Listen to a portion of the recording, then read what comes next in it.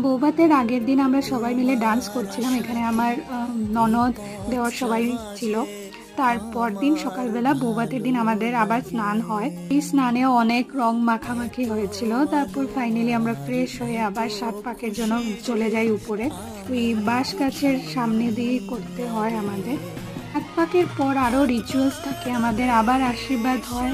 ইনলসের ঘরে যারা থাকে ওরা আমাকে আশীর্বাদ দেয়, ওকে আশীর্বাদ দেয়। তারপর ছিল ভাত কাপড়ের দায়িত্ব। তো এখানে আমি ফটো অ্যাটাচ করে দিচ্ছি, যেহেতু এখানে আমার কোনো ভিডিও ছিল না।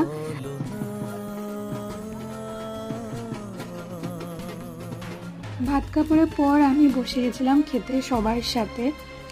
তারপর রাতে ছিল আমাদের রিসেপশন। তো রিসেপশনে বেসিক্যালি আমাদের ভিডিওস হয়নি, তো আমি ফটো অ্যাটাচ করে দিয়ে দিচ্ছি, আপনারা দেখে নেবেন। সো আজকের মিনি ব্লগটা এতটুকুই রইল।